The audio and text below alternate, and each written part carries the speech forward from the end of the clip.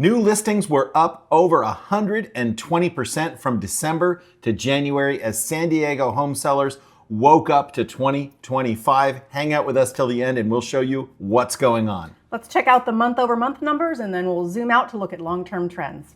Yes, looking at the month-over-month numbers, like I said in my very dramatic intro, 120.7% was the new listing increase from December to January. That's the biggest increase we've seen in a few years. Yes, there was slightly, the number of new listings was slightly higher in January of 2021, but that percent increase was not as high. In the last 4 or 5 years of data that I looked at, I did not find another month-over-month increase of 120% or really close to 120%. So sellers are coming out for the new year. Yeah, all right. lots of new listings in January. Pending sales also up month over month, 27.1%. So, buyers are coming out too.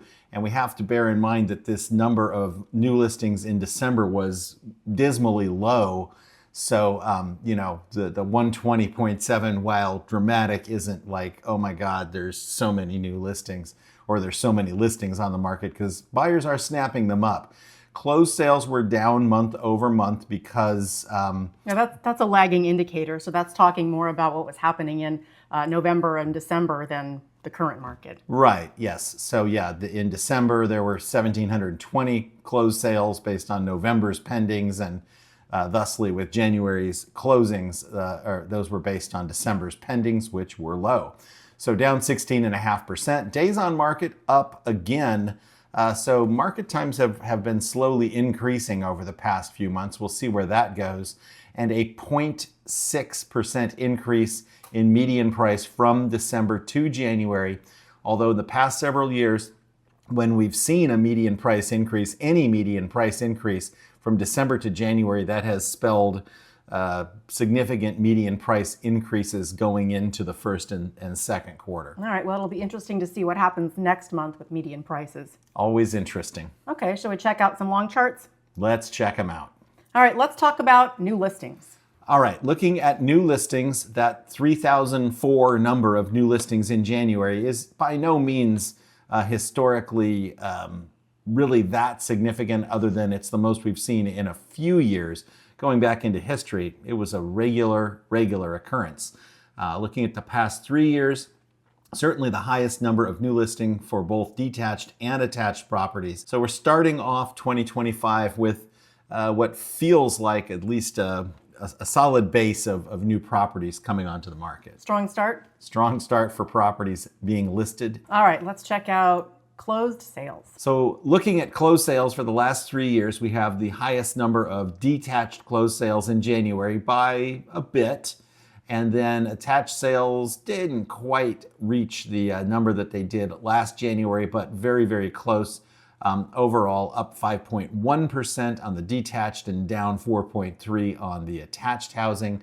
And then when you look historically, just look at the number of closed sales that we're used to seeing or had been used to seeing until we got to the 2020 or 2021 mark, when things really started to drop down in terms of volume. It just used to be a lot more volume going on than there has been the past few years. Well, it'll be interesting to see the chart for next month with all these new listings and pending sales. Unless those all fall out of escrow, we should see quite a bump next month. We should, yes. All right, let's talk about median sales price.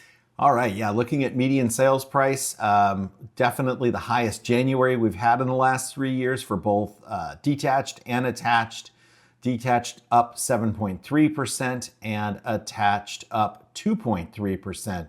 So prices continue to rise. And then when you look historically here over the last dozen or so years, it's just been steadily rising. We do the last couple of years have these sort of late spring and summer sags. We do have a drop in the summer of 2022 for sure.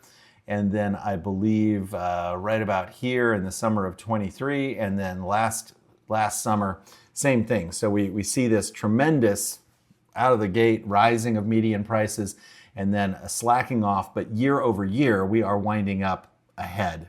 Okay. Well, we all know that interest rates have really been affecting the market, so let's check out what they're doing right now. Okay, if we have to. All right, so here's this week's Freddie Mac chart with the latest numbers. Yeah, so the last 7-day average is 6.89%, which is down a touch from the week before and more or less down a touch from the week before that. So rates are sort of creeping in the right direction right now. However, rates at this level are going to keep both buyers and sellers on the sidelines. It means the pool of buyers is smaller because less people can qualify at current prices, and it keeps sellers from making those sort of, I don't want to say frivolous moves, but less calculated moves that they might have made when rates were really lower. When rates are low, people just tend to do things on more of a lark than they would if rates are high. Nobody's really going to move unless they really, really want to or really, really have to right now. All right, well, are we good for today?